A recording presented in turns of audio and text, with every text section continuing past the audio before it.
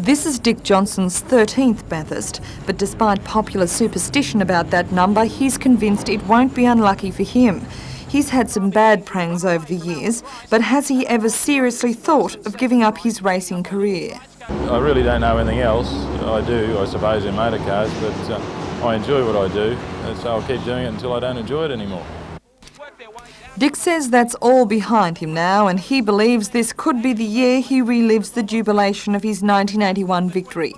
But Bathurst 87 will be a race with a difference, with more European drivers competing than ever before. And Dick says they will provide the greatest competition. I think the main opposition this year will come from a couple of the overseas teams, mainly in Sierras. I think basically we should have the Commodores covered and also the BMWs, but you know, it's all a new game really for us because of the fact that the car has got so many new bits on it that you really don't know whether you're going to have any mechanical problems or not. But hopefully, if we don't have any problems, we'll certainly be near at the end.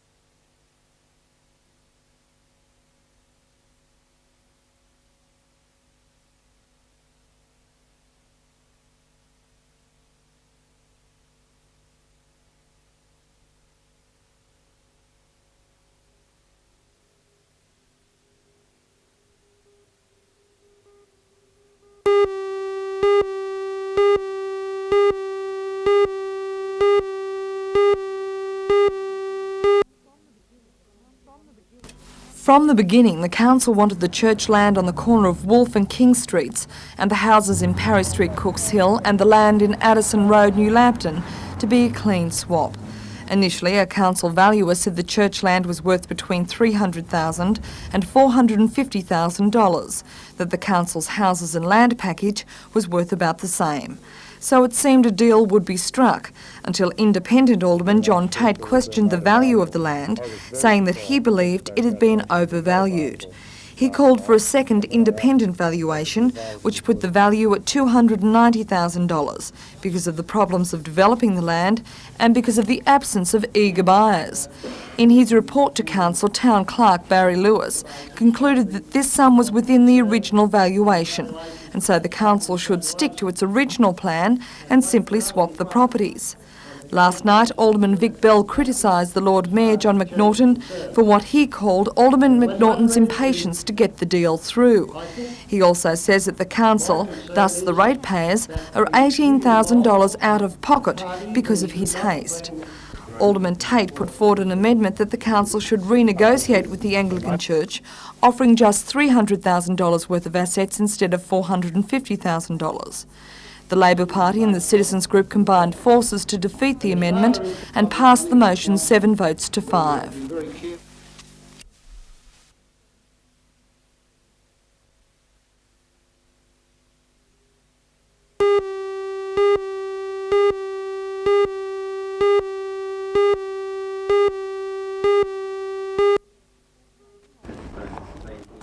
In all, these men have served 48 years representing the people of Lake Macquarie. Reg Lenigan joined the then Shire of Lake Macquarie Council in 1959, and now, 28 years later, he's decided to retire from local government. John Moss, who is also retiring as chairman of the Shortland County Council, has been in the Lake Macquarie chambers for 10 years, and it's also been a decade since Sid Brown was first elected. This civic reception was an emotional time for all 3 retiring aldermen, as each received a plaque, a citation of their services, and a gold watch from Mayor Alderman Jeff Pasterfield.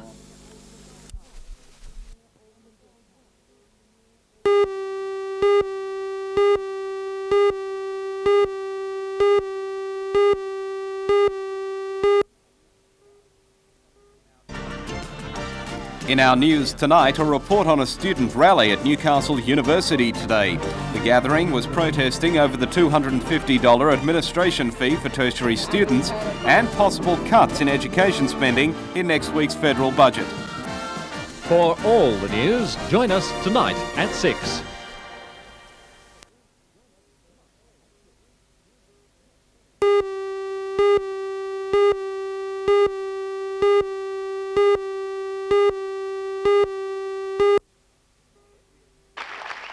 The NBN studio was packed with the band and its many supporters for the preview.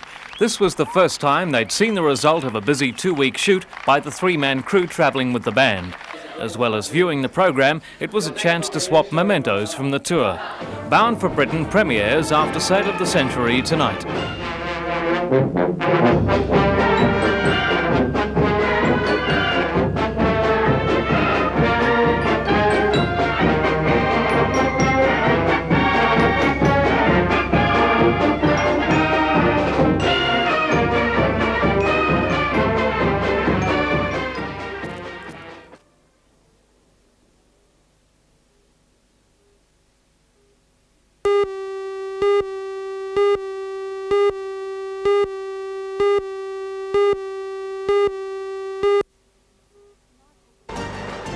Tonight we'll bring you the story of a 48-year-old woman and a 17-year-old girl who appeared today in the Muswellbrook local court charged with murder. In an unusual move, they were granted bail. For all the news, join us tonight at 6.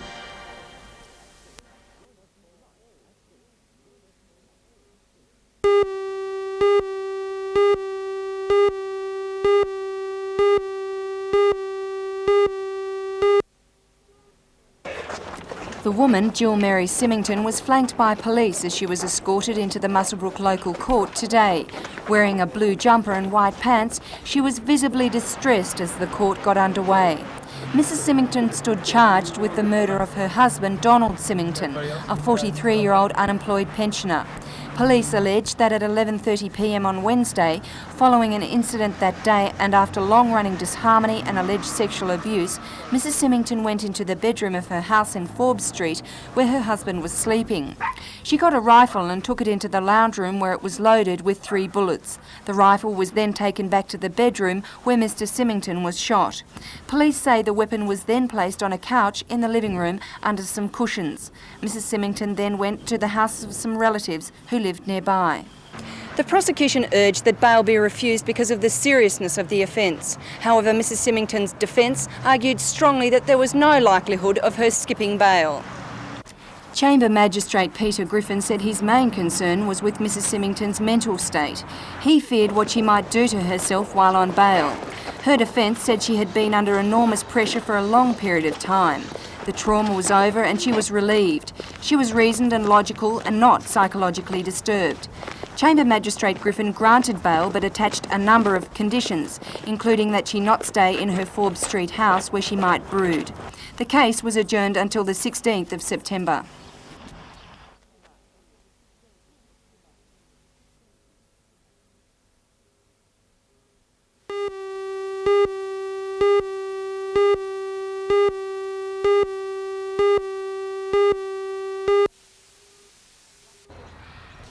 A drunk driver has crashed into a bus stop.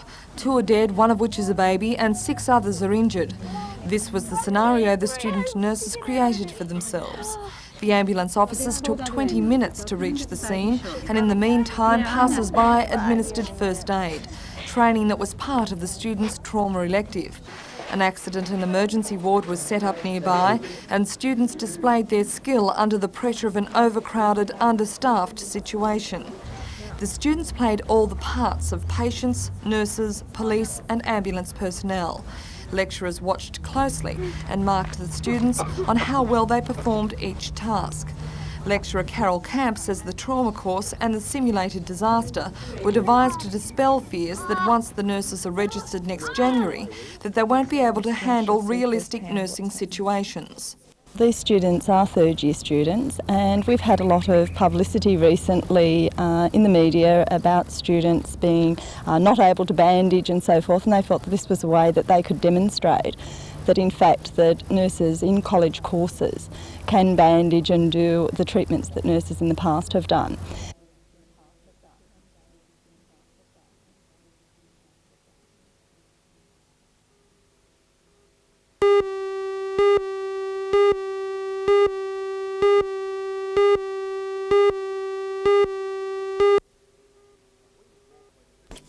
Queen's Wharf, when finished, will look like this.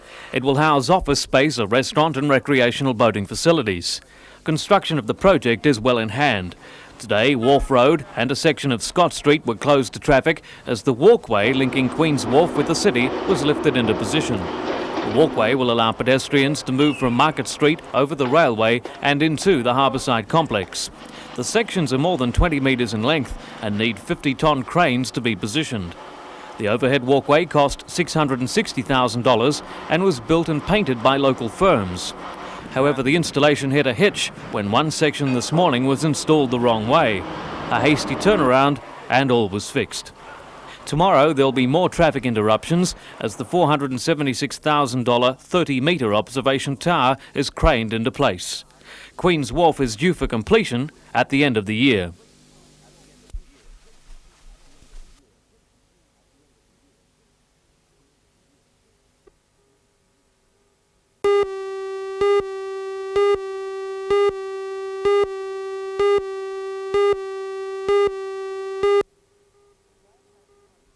Although the Lake Macquarie City Council elections only come round every 4 years, many people find that they are away on polling day. This year even more people are expected to be absent because the elections coincide with the first day of the school holidays. Today, pre-poll voting got underway at the council chambers and more than 100 people took advantage of the opportunity to vote early.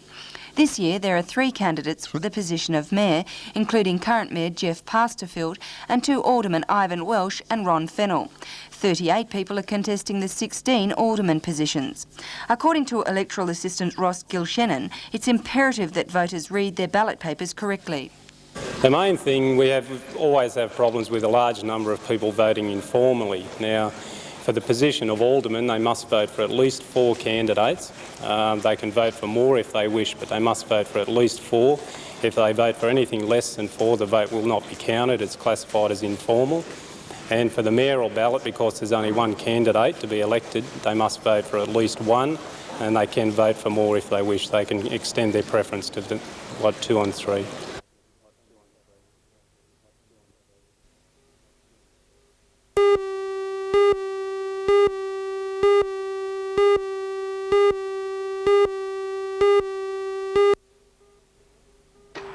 The residents in Medford are angry, and they say they aren't the only ones to be conned by the State Housing Department's promises of being able to buy their dream home despite their low incomes at interest rates far below the market price.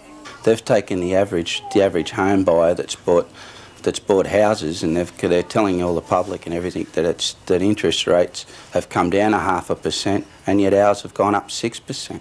Is that fair? The annual increases, which will eventually climb to 13.5% interest, won't be all that noticeable at first, but it's the long term that these people are worried about. The monthly repayments will go from an average of $296 to $823 after 20 years, and the residents say their incomes won't keep pace with that increase. The directive for the rise came from the State Housing Department, and a spokesman for the Northern Co-op Housing Society says the government was trying to standardise the maze of conditions in housing contracts, as well as bringing the interest rates to a more realistic level. He says that the residents will also receive rebates, and so will be better off than those who are not party to the scheme. But John Lawton says the government has reneged on its part of the agreement, and it may mean the financial ruin and the end of a dream for thousands of families in this state. I can't survive here. It's destruction for all of us because we'll never own it. The only thing we've got is we've put in our large deposits. We've all put in 10,000 and 5,000 and 20,000 depending on each house, and there's nothing left. There's no incentive to stay.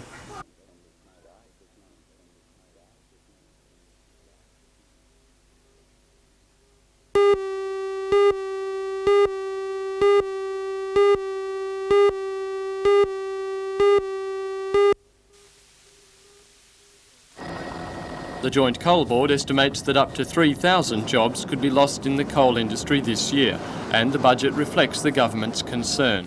Up to $8 million will be made available over the next 3 years to help those who are retrenched from the coal industry. The assistance will take the form of relocation aid for those wanting to move to where there is work, and allowances for those who wish to retrain in other skills. To be eligible, the retrenched workers must be from Queensland or New South Wales with more than 12 months' employment in the industry. For those who choose to move, the Labour Assistance Scheme will help with removalist expenses, agents' fees, rentals and training for a new job.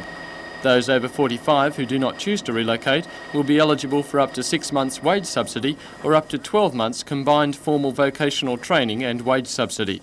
Others who choose not to move will also be eligible for retraining allowances.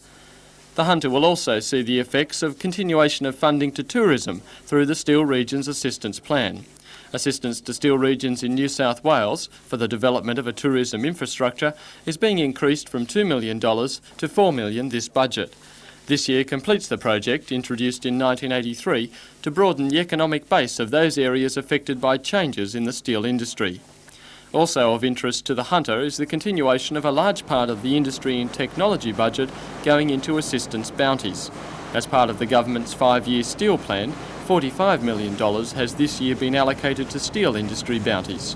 The government claims the 5-year plan, which began in 1984, is on target to achieve a competitive steel industry by 1988. It says BHP, which holds 93% of the market, has now brought production back to 90% of capacity.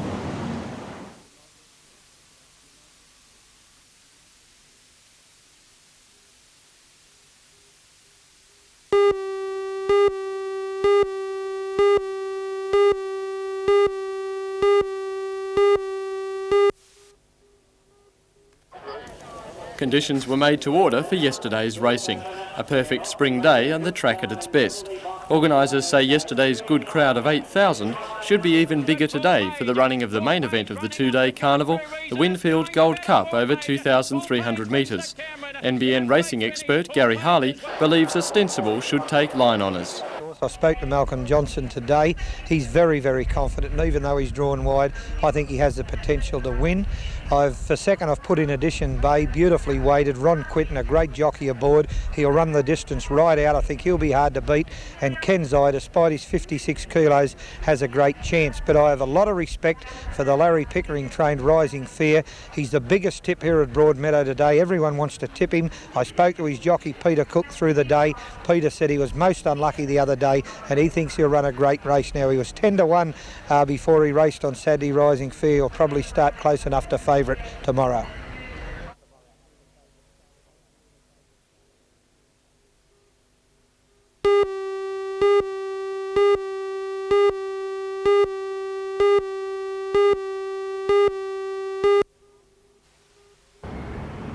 Charlestown Shopping Square is being enlarged to accommodate a Grace Brothers store and 70 specialty shops. According to bystanders, workmen warned that a blast was imminent and told shoppers to stay well back. When it went off and blew up, all the rocks just came right over on the roof and around the footpath area here. A shower of rocks was flung into the air, ranging in size from gravel to missiles as big as a fist. The John store plate glass window was smashed, startling occupants of the shop. A window of the Newcastle Permanent Building Society was also broken. Glass repairers were quickly on the scene to replace the shattered panels. Vehicles parked alongside the construction site were peppered with rocks, while an unoccupied car near the post office fared worse. One rock was thrown a block and a half away, smashing through the galvanised iron roof of the Charlestown Community Hall. The missile cut through the plaster ceiling and wooden floorboards, where only minutes earlier a group of senior citizens were playing indoor bowls. I'd say we had 60 people here roughly about 5 minutes before, wouldn't it? Yeah, only about 5 minutes before when it come through. I heard this shh, boom. that was when we started to look for whatever it was.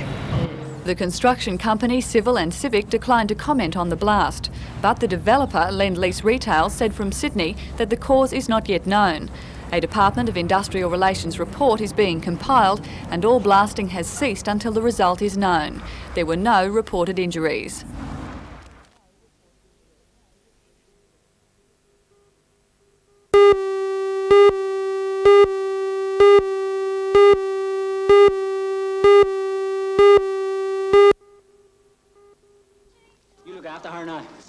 A nightmare happened at the Dreamland Ballroom.